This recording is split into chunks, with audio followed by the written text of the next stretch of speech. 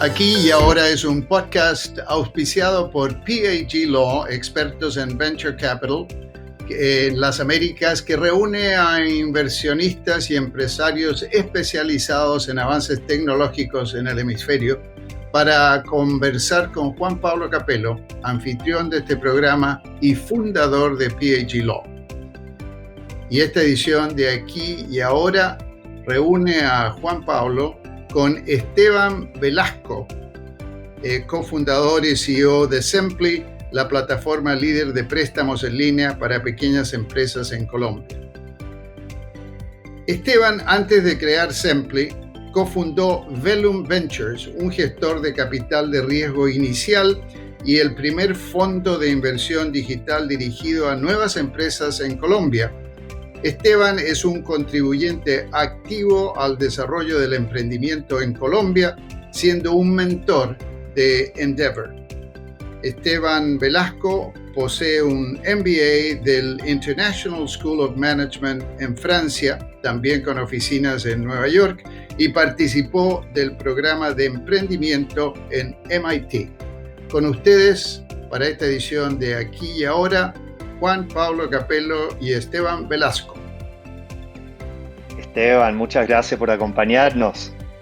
Con mucho gusto, Juan Pablo. Encantado de estar aquí. Oye, a mí me encanta poder decir, bueno, yo le conocí a Esteban antes that he was rich and famous. Famous, not rich. Me acuerdo cuando nos conocimos, cuando estabas llevando el fondo Velum,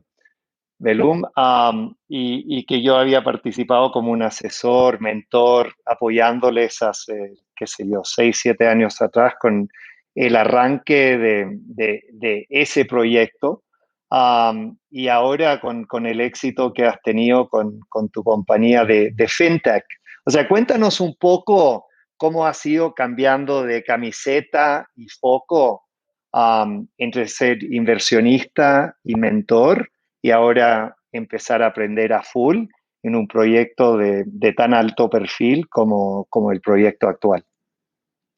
Sí, Juan Pablo, pues efectivamente, pues nosotros iniciamos Velum Ventures, hoy Velum Inverlink, y ahora más adelante les cuento que tenemos un nuevo socio allí, pero pues iniciamos en 2012 con el proyecto, pues que hoy es un fondo que invirtió en 23 compañías. Y efectivamente, pues el cambiar de sombrero ha sido muy natural en mi vida, porque pues cuando empecé mi carrera profesional, incluso desde antes de graduarme ya tenía, pues digamos, mis primeras experiencias como emprendedor. En otros temas, pues no, por supuesto no relacionados con lo que hoy hago. Sin embargo, pues yo creo que fue un momento de la vida personal y por supuesto profesional y sin duda de oportunidad de negocio para hacerlo. Y nos dimos cuenta que haciendo Venture Capital muchas pequeñas y medianas empresas nos tocaban la puerta para acceder a crédito. Sí. Venture Capital no es crédito normalmente, es equity. Claro. Y pues de tanto decir no, porque nos tocó decir muchos no, simplemente nos preguntamos ¿y qué pasa si empezamos a decir sí? Y le tocamos la puerta a nuestros propios inversores digamos del fondo, y hubo eco, y pues a partir de allí construimos lo que hoy tenemos en Sempli, y pues quizás con una magnitud superior a la que estábamos esperando, pero siempre con la ambición de hacer mucho más. Y bueno, pues ha sido un espacio de estos últimos 3 años que llevamos desde Sempli, 3 años y medio ya, pues con mucha efervescencia, mucha adrenalina, algo que me hacía falta de mis comienzos como emprendedor. Y bueno, pues aquí muy contento. Y hablamos un poco de cómo era el ecosistema en Colombia cuando tú empezaste con el fondo, ¿no? Porque me acuerdo en aquel entonces, o sea, esto era, la verdad no sé lo que ustedes han estado poniendo en el agua en Colombia últimamente, pero de ver tantos unicornios saliendo de esa plaza, impresionante. O sea, hace 5 o 6 años atrás, Colombia era una plaza más en el tecno latino, ¿no? y en los últimos par de años se ha convertido en la plaza más relevante después de la plaza de Brasil y México, ¿no? ¿Tú cómo has visto esa evolución? ¿Te agarró de sorpresa? Tú obviamente siendo uno de los pioneros en el ecosistema de tecnología e innovación en Colombia. Mira, yo incluso desde antes, desde 2008, estoy haciendo Venture Capital eh, y era muy embrionario, muy, Sí, muy embrionario. Pues más allá de la exposición que teníamos frente a otros países de América Latina y comparativamente estábamos bien rezagados. Yo creo que hubo diversos ejercicios pues, importantes. Me parece que para construir ecosistemas los casos son pues los íconos, son aquellos que llevan a que haya una réplica y un efecto multiplicador importante. Y pues afortunadamente esos casos y esos íconos empezaron a salir por allí en 2013, 2014 y uno puede juntar iniciativas privadas, como bien lo mencionas, por ejemplo en Guaira, iniciativas públicas como lo fue Impulsa, que no fue menor, apoyó centenas de startups con recursos que podrían ir en algunos casos hasta los $100,000. Entonces, pues son efectos demostrativos que al final pues, ayudaron para que pudiéramos hoy tener pues, un ecosistema visible.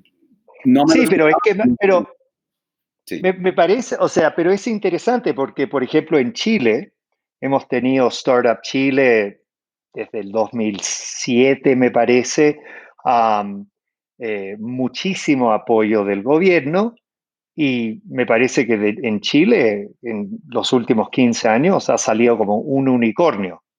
Um, o sea, tengo que decir de que tiene que haber algo más allá de solamente ese apoyo del gobierno, algunas iniciativas. Sin duda, sin duda. Digamos que menciona al gobierno porque es una primera piedra y de hecho está Sí, bien que no lo siga haciendo más, porque si no se vuelve, pues digamos, una subvención ridícula. claro, Pero esa primera piedra fue importante y efectivamente pues ya salieron los 2 o 3 casos, pues hablar de unicornios me parece aún quizás ambicioso. Me gusta más pensar en compañías pues los Rabbits, que son los Real Actual Businesses Building. ah, sí, eso me encanta. Sí, Entonces, digamos que, claro, pues aquí en Colombia está el efecto demostrativo de Billion Company con Rappi, pero pues hay claro. compañías de centenas de millones de dólares que están haciendo pues un ejercicio muy importante. Pero entonces, para complementar pues digamos, tu comentario, coincido en que hay 2 elementos. El primero es tamaño de mercado. Entonces, claro, no somos México y Brasil por tamaño de mercado, tampoco somos Chile. Chile es mucho, mucho más pequeño. Entonces, Claro, probar en Colombia hace sentido. Y hace sentido cuando tienes un país que tiene, pues digamos, fragmentación de diferentes urbes, no como ocurre en Chile, que pues hay una concentración fuerte en Santiago. Entonces aquí cuando estás en nuestro país, un país con cerca de 50 millones de habitantes, pues puedes hacer efecto demostrativo importante, número uno. Y número dos, el talento. ujú, La verdad es, Colombia ha sido un país por nuestra triste historia de muchos conflictos, pues la resiliencia sale a flote digamos, en momentos que los emprendedores los necesitan. Ni siquiera estoy hablando de la pandemia, estoy hablando de todos los retos que trae el emprendimiento. ¿Y te parece que tocaste un par de temas ahí interesantes, que hubo esta colaboración entre el sector privado y el sector público en un principio? Um, y ahí tocaste algo que sí me parece importante resaltar, de que los subsidios del gobierno, a veces el apoyo del gobierno, en algún momento empieza a no ser, no, o sea, ayuda como empezar a ayudarle al ecosistema local a agarrar vuelo, pero en algún momento empieza a impedir el crecimiento, el escalonamiento de las empresas. ¿Te parece en Colombia ha habido como que hay entidades del sector privado que están reemplazando el sector público y eso también está ayudando a impulsar el ecosistema local. Así es, hay entidades, pues de hecho hay varios programas de Corporate Venture Capital donde uno ve y diferentes programas de aceleración donde ve los grandes corporativos trabajando con startups. Sin embargo, no es suficiente. Yo diría que Colombia, los casos que hemos visto y cuando en estos días un analista del fondo precisamente hacía ese ejercicio de entender sobre 220 startups. Ojo a este número, 220 startups en Colombia, pues claro, no es un ecosistema bollante, pero es significativo. No, claro. Y cuando ves los fondeadores, estamos hablando de 40 fondos. Y de los 40 fondos, 25 están fuera de Colombia. Entonces, y de los 15, allá iba para complementar tu comentario, los 15 locales, hay una masa crítica importante de corporativos. Entonces, los corporativos sí están haciendo acuerdos, pero no hay fondos independientes privados en una masa crítica suficiente. Pues hoy vemos, sí, a ver, Velum, Inverlink está EWA, está InQLab, digamos que son como los que más suenan en el ecosistema, pero pues no, todavía creo yo que hay muchísimo espacio por desarrollar. Pues, sí. Sí, ahí tocaste otro tema que me apasiona muchísimo, que es, me parece como que en el tecno latino hemos visto fondos como pioneros como el tuyo, y después obviamente fondos cada vez más grandes, terminando con el mega fondo de SoftBank, ¿no? Pero no hemos visto en la mayoría de los países de la región que los grupos económicos, los grupos industriales hayan tomado un papel muy relevante, ¿no? Hasta ahora. ¿Te parece que en Colombia ahí sí has visto grupos económicos participando activamente en el ecosistema local de emprendimiento? Sin duda, sin duda. Sí. Hoy vemos, y por ponerte varios ejemplos, pues es el grupo económico más importante de este país, que es, pues digamos, el Grupo Empresarial Antioqueño, y donde está pues empresas como Sura. Sura tiene un programa de inversión.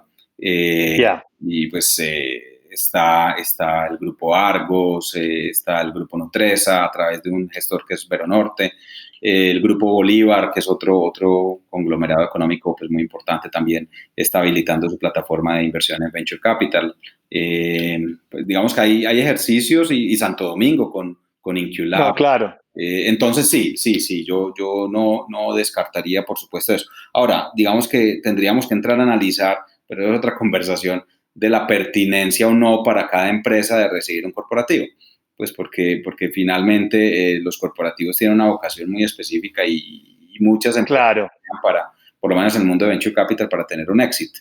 Entonces, cuando tú tienes la posibilidad de abrir tu ecosistema de exit y no necesariamente suscribirlo a un corporativo, pues... Pero bueno, eso es otra discusión. Oye, y cambiando un poco el giro de la conversación hacia Sempli,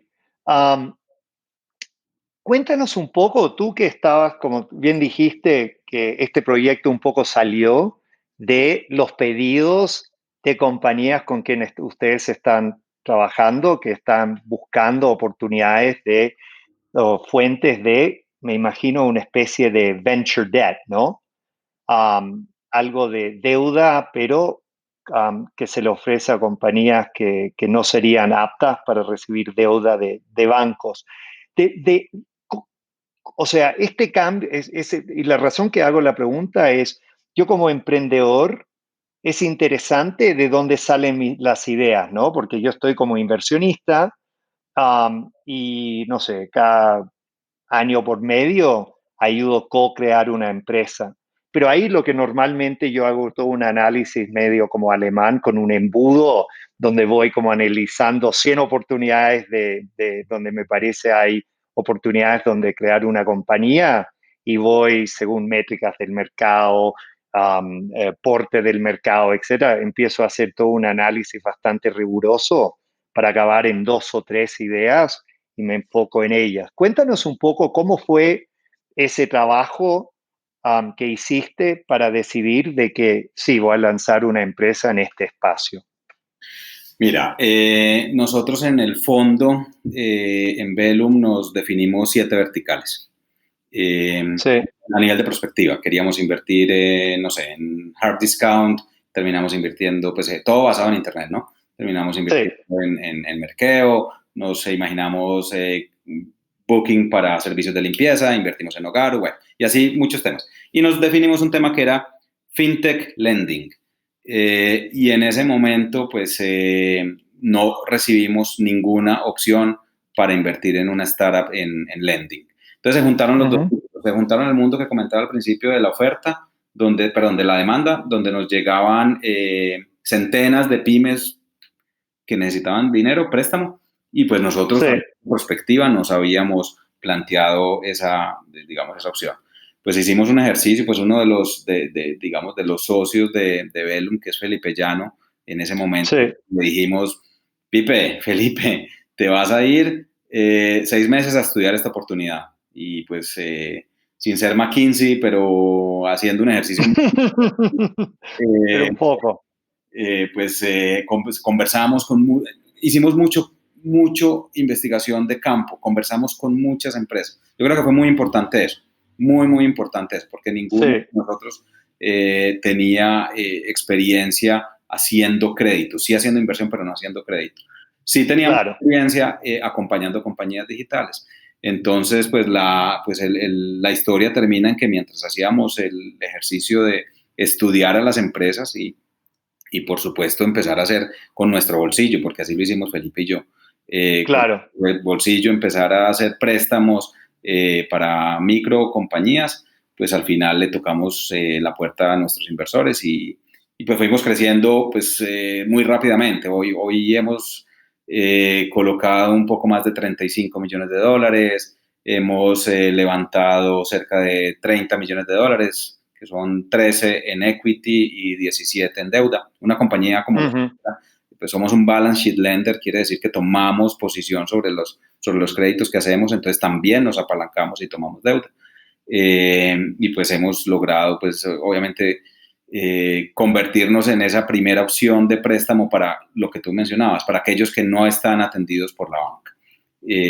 Esa es digamos, una primera. O sea, ustedes hicieron y empezaron a hacer algo de créditos como la prueba piloto, sí, fondeada desde tu propio bolsillo. Los primeros fue desde nuestro propio bolsillo, exactamente.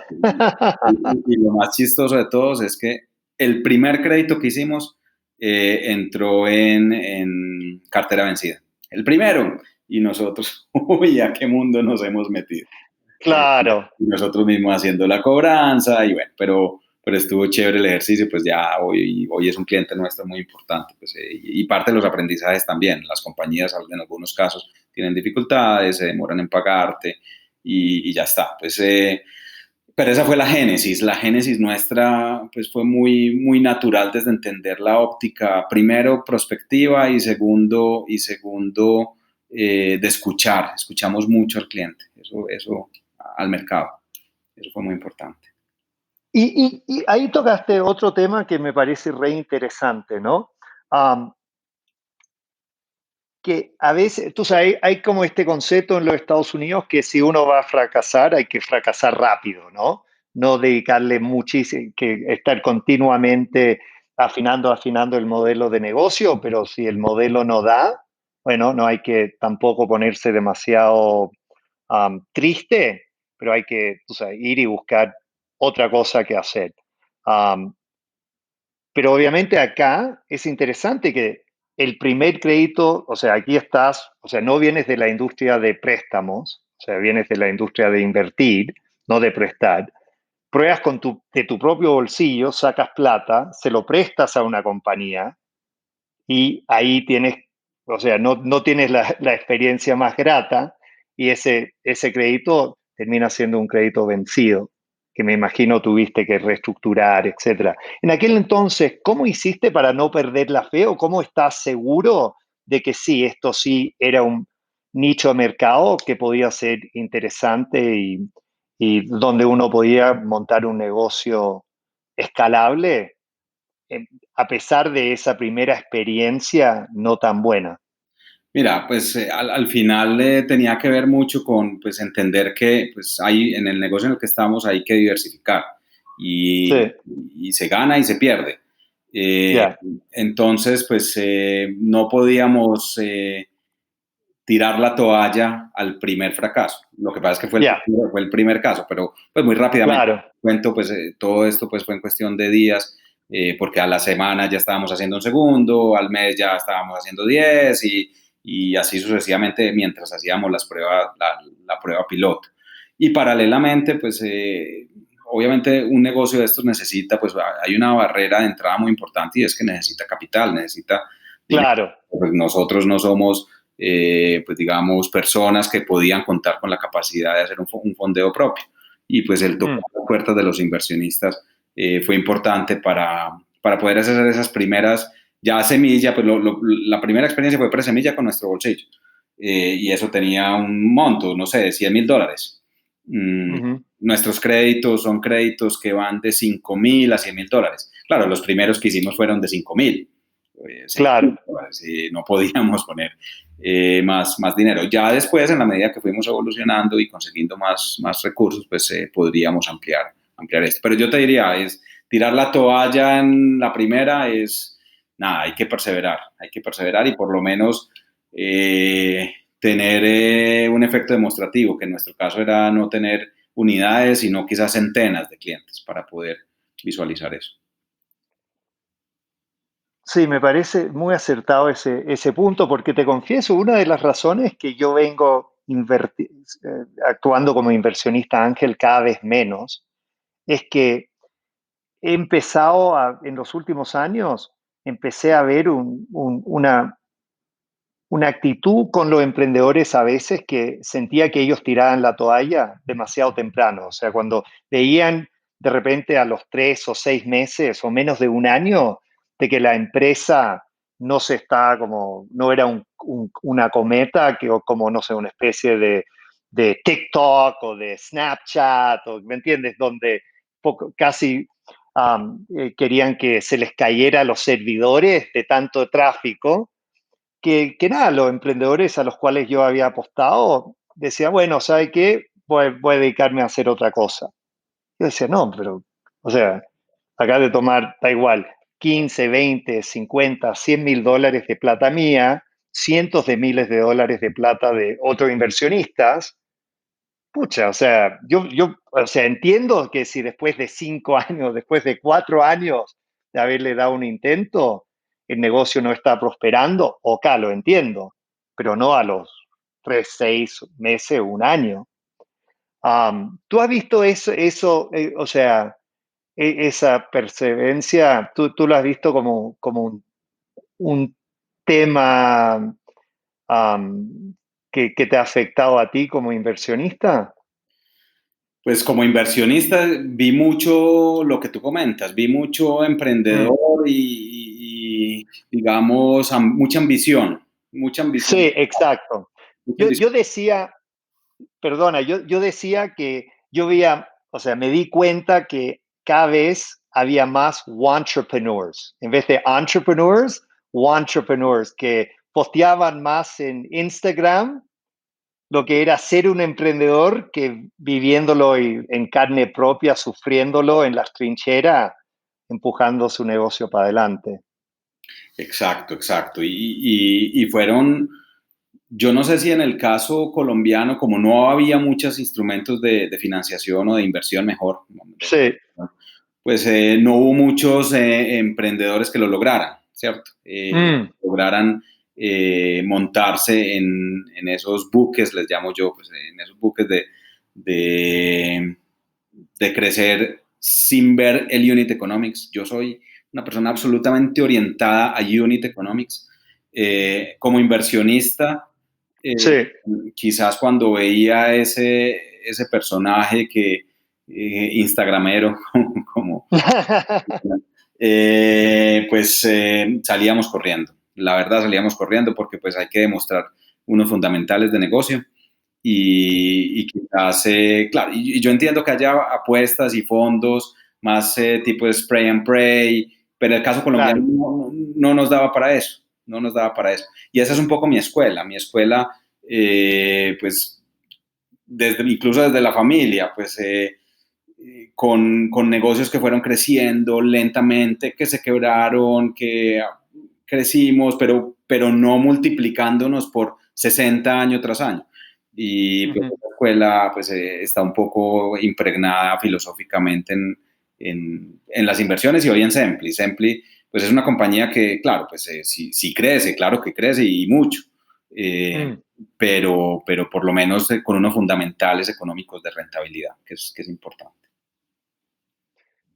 Y hablando un poco de la evolución del tecno latino, ¿no? O sea, tú cuando lanzas Valium, el tecno latino en su totalidad era alrededor de 400 a 500 millones de dólares.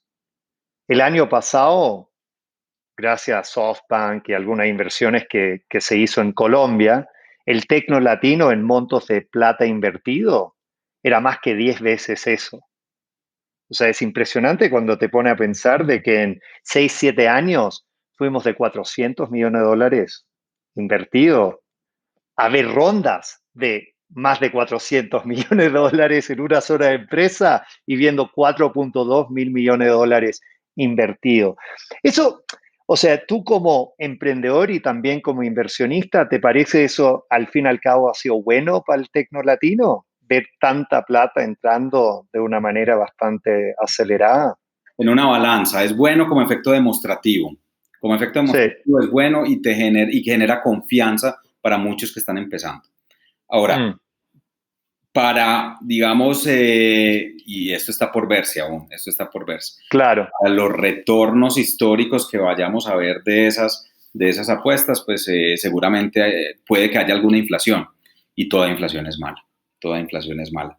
Claro. Yo, pues no sé, ¿a vos te gusta el fútbol?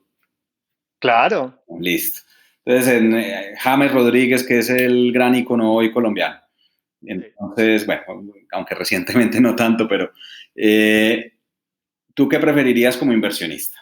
¿Haber invertido en Envigado, que es su cantera de donde salió y después vendió a Banfield, o haber invertido en Banfield, que después vendió a Porto, a Porto, o haber invertido en Porto para haber vendido a Mónaco, o Mónaco para haber vendido al Real y así sucesivamente? Entonces, es donde te quieres parar tú. Como efecto demostrativo, seguramente el Mónaco, espectacular haber vendido al Real Madrid, que es como claro. El ejemplo que me estás poniendo llevado a fútbol. Como efecto de rentabilidad, a mí me hubiera gustado, tal vez no tengo las agallas para haber sido el Envigado, necesitaría muchas inversiones, pero me hubiera gustado muchísimo haber sido el Banfield, por ejemplo, que compró bien barato, sin inflación, pero tuvo la capacidad de llevar no sé, a multiplicar por X, por 10, por 20, no mucho más a este jugador en el Porto. Un ejemplo simplemente ilustrativo.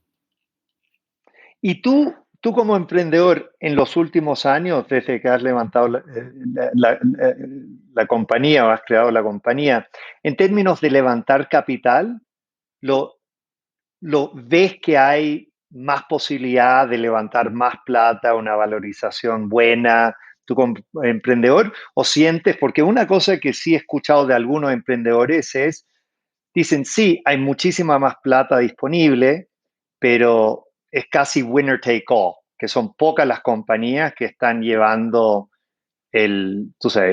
una tajada muy, muy grande de la torta de toda la plata invertida y no sienten que hay tanto más liquidez. ¿Tú cómo lo estás viendo? Mira, yo siento que pues, hay, digamos, disponibilidad de recursos, sí hay liquidez para el caso de, especialmente fintechs, que es el mundo en el cual nosotros vemos. Entonces, fintech es una categoría muy fuerte en inversión. Ahora, hay más dinero para México y Brasil que para Colombia. Entonces, ahí estamos compitiendo nosotros con ese efecto demostrativo que quizás Colombia no ha llegado a esa cúspide que aún nos falta. Entonces, el rol de pues, un CEO, y quizás es en lo que yo me concentro, es primero en atraer el mejor talento y retenerlo y que esté motivado, y segundo, hacer fundraising. Yo me levanto todos los días para ver mi slide y mi dashboard de fundraising, porque realmente lo estoy haciendo todo el tiempo, o sea, no necesariamente porque haya tenido 4 rondas, cada ronda es vuelve y empiezo, no, es un camino con un método muy especial. Sí. Quizás siento que los buenos emprendedores, no solo colombianos, pues de toda la región con quienes hablo, y tienen ese método, que tienen la dinámica y son los que lo logran. Entonces, al final, yo creo que hay liquidez, pero siempre y cuando tengas tú digamos, un método. Nosotros, pues digamos que entre otras cosas, los primeros recursos yo no te diría que fueron fáciles, no fueron fáciles, pero sobre PowerPoint tú puedes tener la energía para convencer. Claro. Y ese primer cheque, digamos que se logra, independientemente de la actividad donde estás. El momento más difícil tal vez es el momento, y en semilla también, pero el momento más difícil es cuando sería cuando estás buscando, dependiendo de la industria, cuando estás buscando quizás unos 5 a 10 millones, bueno, en algunos casos un poco menos, en algunos casos un poco más. Claro. Pero ese momento es el más difícil de todos, esa sería. Y ya después cuando... Eso es el Valle de la Muerte, el famoso Valle de la Muerte. Sí, señor. Y ya después, pues claro, entonces pues ahí te coge una inercia que pues al final el fear of missing out de muchos fondos o inversionistas empieza a jugar a favor de los emprendimientos que además que están en sus fundamentales demostrando pues capacidad de crecer y escalar. Y hay bueno, tengo un par de preguntas relacionadas con eso. Para ustedes es interesante, y esto lo veo, es una particularidad de los fintechs a veces, ¿no? Que la típica empresa que está levantando capital está levantándolo para gastar esa plata en marketing y cubrir sus gastos operativos. Para los fintechs como ustedes, que tienen una cartera de créditos, estás levantando la plata para fondear algo de marketing, fondear los gastos operativos, pero también fondear esta cartera de créditos. Y la idea, obviamente, es que esa plata va a volver con intereses, etc. Eso para ti ha hecho que la compañía ha tenido que levantar más plata de, entre comillas, lo normal que una compañía que no estuviera en este sector, me imagino, ¿no? Sin duda. Y por eso te mencionaba. Sí. Yo separo los dos fundraising. Cuando te menciono, Claro. hemos levantado 30, te lo divido en 2. Hemos levantado 13 en equity y 17 en deuda. Entonces, pues, Perfecto.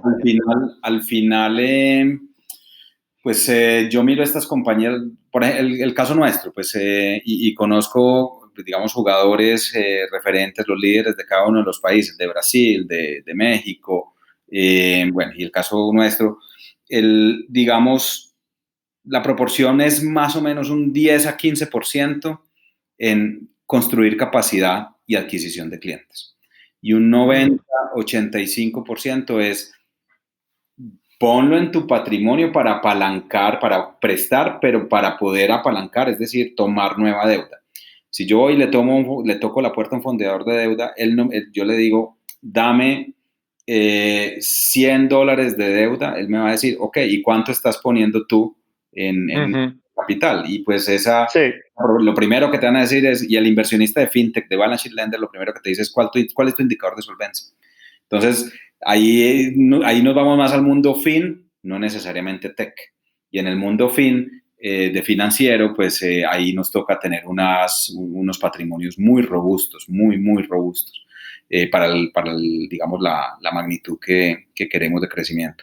Y en el lado tech, yo veo estas compañías, y es el caso nuestro, yo siento que somos como un as a service, no software, pero sí un as a service, un lending as a service, pero no de producto, no de tecnología, sino claro, como tal. Y claro, cuando tú haces el crédito nuestro, es un crédito de 24 meses. Yo tengo un contrato de 24 meses donde tengo una cuota. En el caso de los servicios es claro, es el pago mensual que tiene por el uso de una tecnología. Y es interesante verlo así. Y para ti, ¿tú cómo vas definiendo el éxito de la compañía? O sea, un tema que vengo charlando con muchos emprendedores, particularmente después de esta cuarentena, es están mucho más enfocados en cuál es el porqué, no solamente detrás de sus vidas, pero también detrás de sus negocios, ¿no? Y tengo muchos emprendedores que cada vez están replanteando o redefiniendo lo que ellos consideran el éxito. ¿Tú cómo vas pensando un poco eso? Mira, yo te lo diría, para nosotros el éxito es 3 temas. El primero es que nos divertamos mucho. Si yo veo a la gente que se está... Eso, La verdad, me despierto absolutamente contento todos los días y el equipo es muy motivado y tiene, pues digamos, esa energía y esa vibra para poder seguir haciendo las cosas. Eso para mí es importantísimo, importantísimo. Y cuando empezó la pandemia, quizás mis conversaciones iniciales era moral, ¿cierto? Porque sí, quizás para no todas las personas es fácil estar en un lockdown tanto tiempo, pero eso es importante, divertirse, divertirse.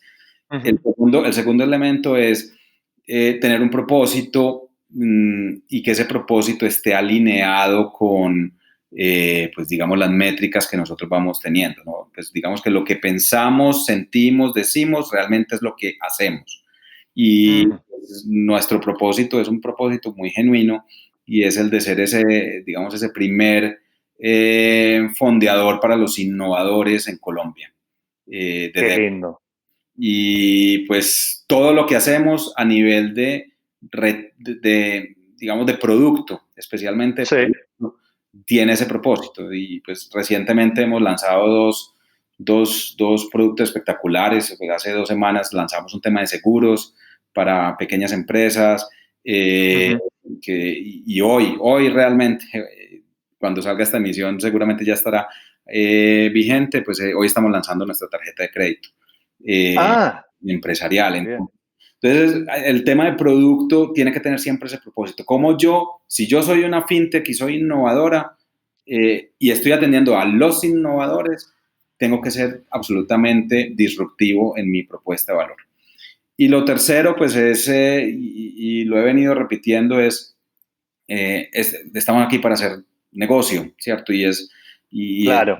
Y tenemos una confianza de nuestros inversionistas y nuestros fondeadores. Y ahí lo empato con tu comentario de aquellos emprendedores que tratan de crecer a cualquier nivel de gasto. A nosotros Sí, eso nos duele mucho. Entonces yo soy una persona que trato de llevar esas métricas de cumplimiento de retorno en el corto, mediano y largo plazo, porque pues retorno pueden ser varios indicadores, pero muy medidas, pues para responder a la confianza de nuestros inversionistas. y hablando un poco de ese tema, ustedes obviamente han levantado una muy buena cantidad de plata, tanto en equity como en deuda, ¿no? Um, un tema que obviamente uno tiene que tener presente cuando está levantando ah, capital es que cada vez que uno levanta capital, el mercado espera de que la compañía está duplicando o triplicando la valorización. O sea, si uno levanta a una valorización de 1, la próxima vez que levantas capital, el mercado espera que lo estás levantando en 3. Pero ya cuando estás en 10, te tienes que pasar a, si no 30, 20, 25, ojalá 30. Y un tema que sí, no, otra vez, no es que me preocupa, pero yo siempre, yo igual que tú, me gusta tener los pies aterrizados en la tierra, ¿no? Am, mirando siempre hacia arriba y hacia el cielo, pero con los pies muy firmemente pisando la tierra.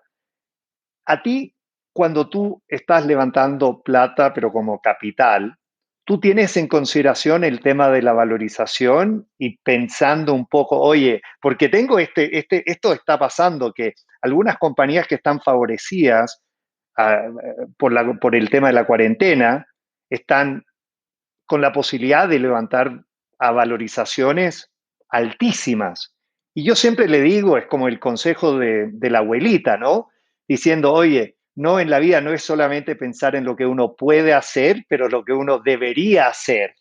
Y un poco es difícil tratando de convencerle a un emprendedor que no tome esta plata a esta valorización, porque mi punto es, oye, estás poniendo la compañía en una situación precaria, porque ya la expectativa, si levantas a una valorización de 100, bueno, la próxima vez que estés levantando capital, el mercado te va a exigir o esperar que estés levantando una valorización de 250. Y eso no es nada fácil. ¿Tú No. cómo vas midiendo eso? Ese es un tema súper apasionante, súper apasionante. El tema de evaluation, yo soy convencido que no es una ciencia, sino que es un arte. Y pues al final tiene mucho que ver con lo que tú estás mencionando. Yo no debería pensar en el valor hoy, sino en el retorno que puede llegar a tener mi inversionista. Entonces debería calcular cuál va a ser el éxito de mi inversionista. Y claro, y si estoy sobrevalorado, pues al final no voy a tener, pues digamos, la posibilidad de acceder a un múltiplo importante de inversionistas. Ahora, es que hay inversionistas que compran, lastimosamente, que compran esas sobrevaloraciones y no ayudan para el mercado. En el caso nuestro, yo creo que el caso nuestro es muy limpio, por usar una palabra.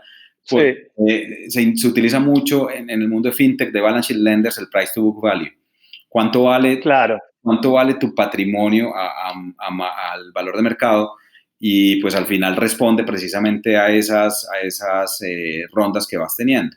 Entonces, digamos que el dinero sí está ahí, o sea, el valuation sí está ahí, y hay unos rangos. Si eres una fintech, estás, pues, digamos, con tecnología emergente, estás en un país emergente, entonces, claro, pues el valuation puede ser mucho más alto a que si estuvieras en un país más desarrollado y en una institución financiera sin tecnología. Entonces, en ese rango tú te puedes mover y es un poco como hemos venido construyendo nosotros, pues, las rondas. Para nosotros nunca ha sido un inconveniente la conversación de valoración con nuestros actuales inversionistas y con las rondas que vamos teniendo.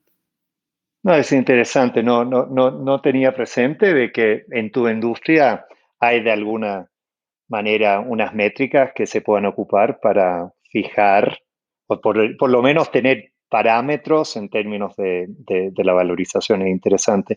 Mira, Esteban, no te quiero robar muchísimo más tiempo. Una última pregunta antes de concluir. Tú sabes, me encanta esta doble visión que tienes tú como inversionista a través de tu fondo Velo y ahora como emprendedor y gerente general de Sempli. ¿Qué mensaje le quieres pasar a los hinchas del Tecno Latino aquí ahora para que mantengan el optimismo y la fortaleza en estos momentos difíciles? Muy bueno. No, digamos, escuchar mucho y estar acompañado. Ese es un buen mensaje, por lo menos a mí me ha servido mucho. Con tu socio y también con tus compañeros de vida y con quien puedes estar al lado. Digamos que en el emprendimiento hay mucha soledad, incluso en algunos casos si tienes socios, pero en la soledad hay brillantez cuando tú estás escuchando y conversando con las personas. Entonces, hablar mucho, me parece que es importante, hablar y escuchar especialmente. Amigo, me ha encantado charlar contigo y escucharte el día de hoy y de verdad súper agradecido, te felicito los éxitos y espero poder darte un abrazo en persona, pero por mientras te mando un abrazo virtual. Juan Pablo, muchísimas gracias por la invitación y un súper abrazo igualmente para ti. Este fue otro programa de Aquí y Ahora, auspiciado por PAG Law, especialista en Venture Capital. Hasta pronto.